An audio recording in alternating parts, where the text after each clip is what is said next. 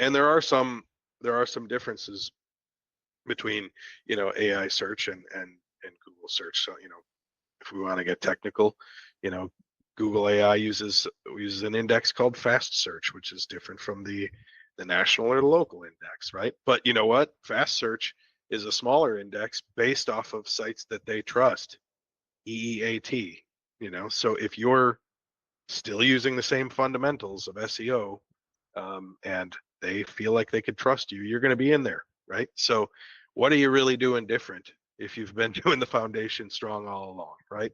And the same goes for other search engines and stuff like that. A lot of them are using the same tactics. There are variations here and there, but again, it's really all about timing, right? And right now is not the time to change your whole strategy towards AI.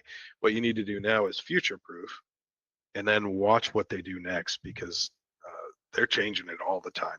And we need to watch, we need to wait, we need to figure out where the market is going for the next step before you make a huge pivot, and then make sure that you're just doing the right strategy that's going to hit them all, right?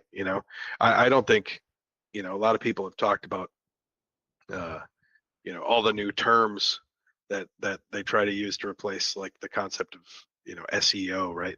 There's GEO, there's AEO, all this other stuff. The closest one I've seen is still SEO, but it's search everywhere optimization is the only one that I would even remotely agree with. Is to create that foundation to be everywhere.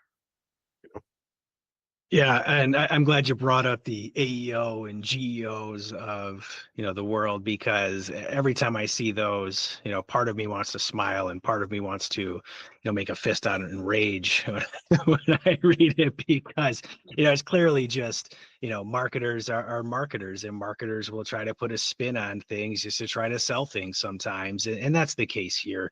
If instead of just trying to stick to the fundamentals and trying to do what's actually working, they're trying to invent a new term to try to make it sound new and hip, and try to sell more people on it. But the reality is that's not the case. And what I found really interesting too, if you start taking a look at some of the nuances and the differences, and there are some differences. We're definitely not trying to say that SEO is the same now as it's always been, and SEO now is the same for AI optimization. There are some things that you should do differently, to focus in on future proofing it and the AI optimization, like you said. But one thing I found really interesting is, if we take a look at a lot of the studies and showing what these AI platforms are preferring, is one of them is actually almost a few steps back when it comes to local SEO in particular, and things that used to matter more, and that's local citations.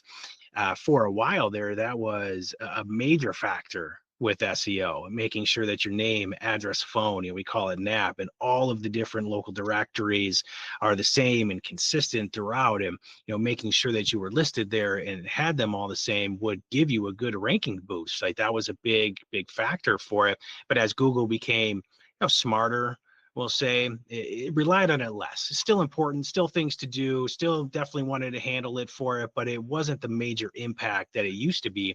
But now we're seeing those AI platforms are actually using that a lot more, because that's how they're starting to build their database, build their trust. How can we trust this company that it is legitimate? Well, it's listed in all these places, and the name, address, and phone are exactly the same.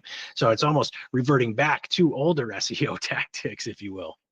Yeah, absolutely. And again, still just foundational. They're just always kind of shifting around, what ranking factors they're going to use, what data points do they have to analyze, and that's really how it works, right? So we had the recent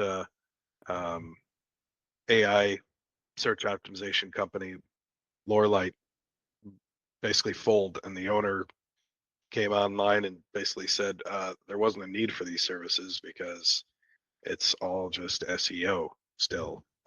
So nobody really wanted to invest. And I mean, it just goes to show you what happens when you move too fast, right, to something that is not quite there yet. And if ChatGPT search had all of a sudden 30% market share, and this is something we're kind of watching for, right? Who has the market share and who has our market?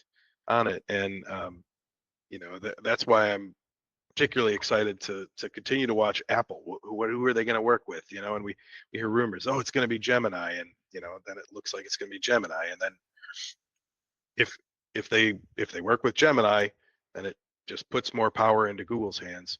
If they end up working with ChatGPT, then ChatGPT could grab some market share. So you have to look at the business moves here and figure out where they are. But I'm actually really excited for how it's going and how it's going to evolve. I do think there'll be opportunities. I think it will continue to drive down the traffic you don't want, ultimately. And as long as you do it right and you have that strong foundation and you're continuing to push it, I think it's gonna help practices. I agree. And, I think you brought up a good point too, where it's going to start driving, the more it gets used, the better the traffic that's being driven to your site is going to be. And I think that's exciting because I've seen the reports. I've seen things where, it looks like you're, doing really well from the traffic metrics or maybe even the rankings metrics. And the approach, though, is generating traffic and clicks from people that are 2 states over just looking to have questions answered, about hearing aids.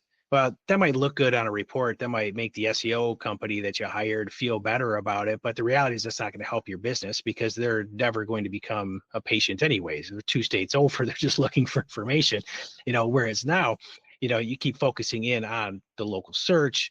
What are they looking for? If they're looking for a service provider in the area, being found there, regardless of what platform they're using, even though 90% is going to be Google, that's what's going to drive actual results. They're going to impact the business, itself. And, we can say, yes, the rankings, and the optimization opportunities that you try to take advantage of to improve those rankings are still the fundamental same. They are going to shift. And even if they are shifting, though, I don't think it's going to be as much of a shift as you have to do something completely different that you never did before. I almost see it more as what's weighted differently is what'll change. So Mhm. it's still the same things that you're doing now, just certain things might become more important than they were before. And that's what's going to help improve your rankings. And, this is changing quite a bit. And, we're recording this video here, November 2025. Well, if you ask us November 2026, we might have totally different answers now because it is changing. But the Yeah, reality is we're keeping an eye on it, making sure that we know what those yeah, changes are so that as we're answering it, it's correct at the time. And I yeah. think that's important for it. You need people that are just paying attention to it, analyzing it, seeing what's happening, seeing the impact from it, and are ready to make a shift if the shift needs to be made. And I think that's one thing that I really liked about how that company Lorelight and their CEO that released that statement. I think that's really impressive that one, they were honest about that it did that because they said that there was a lot of interest in it and people were gravitating towards it because that new shiny object, but people just kept churning, meaning they'd cancel the service after they used it for a little bit because it wasn't actually needed and they weren't seeing the results that they needed to see to continue with something like that. And the CEO was able to identify that this is not a need right now. This isn't something that's actually making impact, and was able to pivot and shut it down. And you don't think you see that happen as often as it probably should. Yeah, well, I mean, a lot of people kind of fall for the hype train, right? I think whenever there's a new technology or there's a new, I mean, AI might be creating a bubble is another thing that I've been reading a lot out there where, we're kind of seeing .com again with some of these companies, from an economic perspective, right? Their valuations are all increasing to ridiculous levels. They're worth hundreds of billions all of a sudden when they're not making any money, and that's kind of how .com went. So you have to kind of watch out for the hype train, make sure you're not falling into it too much, and pull back and look at the reality of it, which is what you try and do. Um, but yeah, it's going to be an interesting ride, but make sure that you're paying attention the whole time.